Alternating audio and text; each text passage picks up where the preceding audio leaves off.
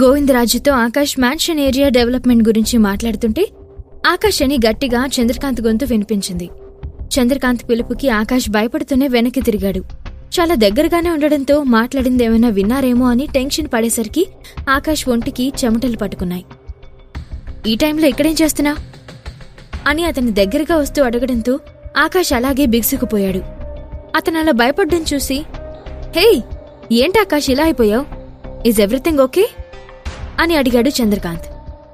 చంద్రకాంత్ ప్రశ్నకి కాస్త ఊపిరి పీల్చుకున్నాడు.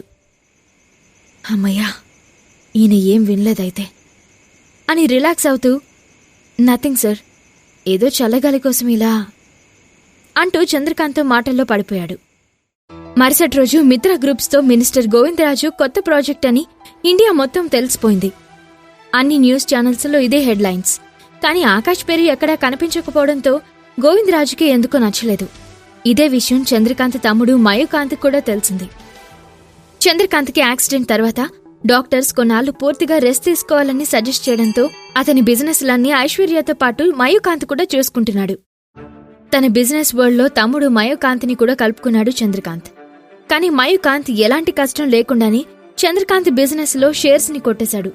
అందుకే అవకాశం కోసం గుంటనక్కలా ఎదురుచూస్తూ ఎలాగైనా సరే తన అన్న ఆస్తులన్నింటినీ చేజెక్కించుకోవాలనుకుంటున్నాడు. చంద్రకాంత్కి యాక్సిడెంట్ అయినప్పుడు, అన్నయ్య, ఇప్పటి వరకు మీరు కష్టపడింది చాలు, ఇక నుండైనా రెస్ట్ తీసుకోండి, బిజినెస్లన్నీ నాకు హ్యాండ్ ఓవర్ చేసి మీరు నిశ్చింతగా ఉండండి అంటూ అతని ఆశని ఇండైరెక్ట్గా తన అన్న ముందు బయటపెట్టాడు మయూకాంత్. బట్ చంద్రకాంత్ కొంత సమయం కావాలని అడగడంతో లోపల కోపంతో రగిలిపోతున్నా బయటికి మాత్రం సైలెంట్గా అవకాశం కోసం వెయిట్ చేస్తున్నాడు. మయూకాంత్ తన ఆస్తిని దోచుకోవాలని ఇదంతా చేస్తున్నాడని చంద్రకాంత్కి బాగా తెలుసు. అయితే అతనికొక అవకాశం ఇవ్వాలని నిర్ణయించుకున్నాడు. అతని నిజస్వరూపం బయటపెట్టడానికి ఇదే మంచి అవకాశంగా భావించి చుట్టూ గమనిస్తూ కూడా ఏమీ తెలియనట్లుగా ఉన్నాడు చంద్రకాంత్. మిత్ర గ్రూప్ పెట్టుబడులు పెట్టబోతుందని తెలిసిన వెంటనే చంద్రకాంత్ ఆఫీసులో మయూకాంత్ మీటింగ్ అరేంజ్ చేశాడు. ఐశ్వర్యాన్ని తీసుకుని ఆఫీస్కి వెళ్లాడు ఆకాష్. అప్పటికి అక్కడ మీరా, తన అన్నయ్య పవన్, ఇంకా కొంతమంది కమిటీ మెంబర్స్ ఉన్నారు. మిత్ర గ్రూప్స్ ఇక్కడ రిసార్ట్ స్టార్ట్ చేయడం మనలాంటి వాళ్ళకి గ్రేట్ ఆపర్చునిటీ అని, ఎట్టి పరిస్థితుల్లోనూ ఈ అవకాశాన్ని చేజార్చుకోకూడదని, ఆ కంపెనీతో డీల్ కోసం వెళ్లిన 10 కంపెనీలను వాళ్ళు రిజెక్ట్ చేశారని చెప్పాడు మయూకాంత్. మన కంపెనీకి మిత్ర గ్రూప్స్లో వర్క్ చేయడానికి ఇదే మంచి అవకాశం. ఇంత సడన్ గా మీటింగ్ అరేంజ్ చేయడానికి రీజన్, మన కంపెనీ తరపున ఎవరైనా వెళ్లి బిజినెస్ ప్రపోజల్ పెట్టాలి. అది ఎలా చేస్తే బాగుంటుంది? మీ ఐడియాస్ షేర్ చేయండి అని అడిగాడు మయూకాంత్. ఎలాగైనా సరే మిత్ర కంపెనీస్తో డీల్ ఓకే చేసుకుని వాళ్ళ హెల్ప్తో చంద్రకాంత్ బిజినెస్లన్నీ తన హస్తగతం చేసుకోవాలి అనుకున్నాడు మయూకాంత్.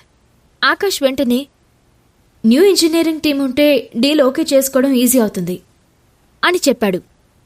ఆకాష్ అలా మాట్లాడడం వాళ్లలో చాలా మందికి నచ్చలేదు. నిన్నెవడ్రా మాట్లాడమంది?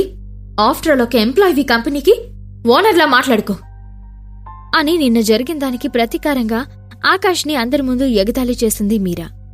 దాంతో కోపం తెచ్చుకున్న ఐశ్వర్య, స్టాప్ ఇట్ మీరా, ఇది మా డాడ్ కంపెనీ, మాట్లాడే హక్కు నా భర్తగా ఆకాష్కుంది అని అంటుండగానే వద్దు అన్నట్టుగా సైగచేశాడు ఆకాష్. ఆకాష్ మాటకి విలువనిచ్చి కోపాన్ని కంట్రోల్ చేసుకుంటూ మాట్లాడడం ఆపేసింది ఐశ్వర్య. ఇక్కడ వీళ్ళెంత ఎగిరిపడినా లాస్ట్కి తన కాళ్ళ దగ్గరికే వచ్చేది అని వాళ్ళ మూర్ఖత్వానికి ఆకాష్ తనలో తానే నవ్వుకున్నాడు. అక్కడ జరిగే గొడవలేమీ తెలియనట్లు మయూకాంత్, మీ అందరికీ బాగా తెలుసు, ఇది మిత్రా కంపెనీస్ ప్రాజెక్ట్, చాలా కేర్ఫుల్గా డీల్ చేయాలి. 1 డే టైం తీసుకుని మీ ఐడియాస్ షేర్ చేయండి అని చెప్పాడు.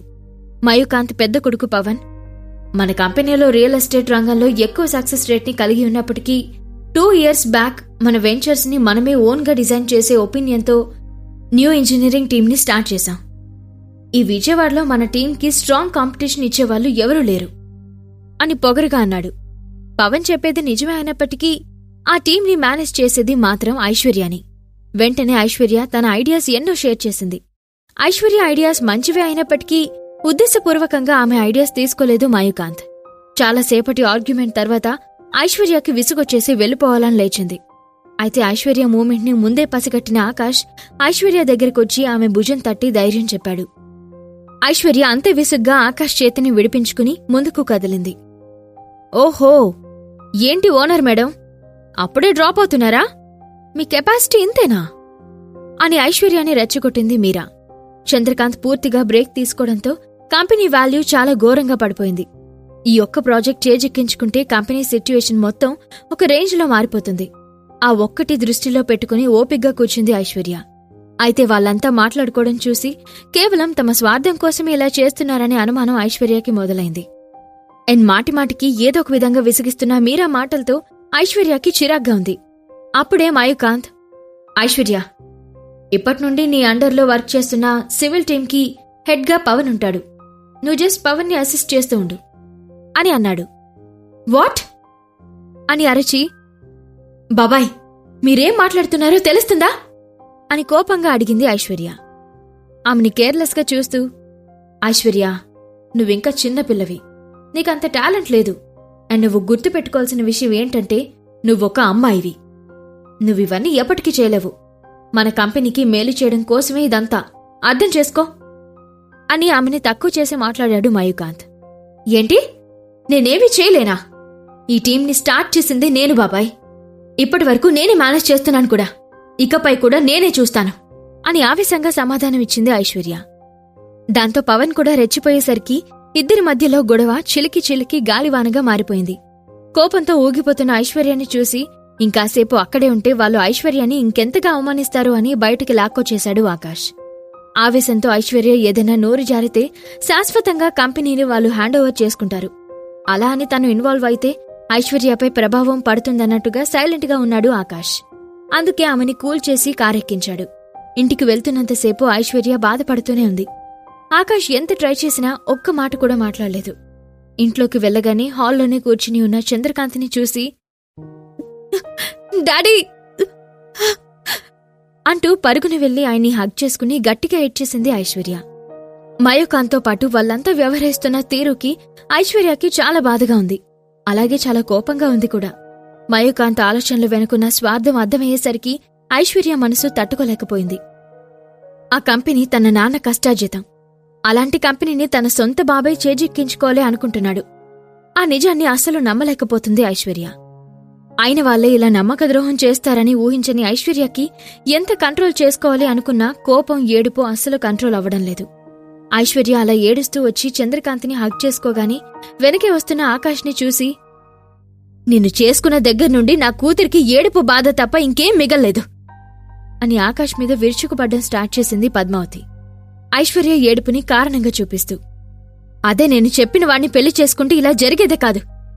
తనకి ఎలాంటి కష్టం రాకుండా చూసుకునేవాడు, పువ్వుల్లో పెట్టి చూసుకునేవాడు. నీలాంటి చేతకాని వాడిని చేసుకుని ప్రతిక్షణం ఏడుస్తూనే ఉంది నా కూతురు అని కోపంతో నానా మాటలు అనేసి అక్కడి నుంచి వెళ్లిపోయింది పద్మావతి. ఈ ప్రశ్నలకు సమాధానాలు తెలుసుకోవాలంటే నెక్స్ట్ ఎపిసోడ్ వినాల్సిందే. క్రింద ఇచ్చిన లింక్ ని క్లిక్ చేసి పాకెట్ ఎఫ్ఎం యాప్ ని ఇన్స్టాల్ చేసుకోండి. Stay tune to pocket FM.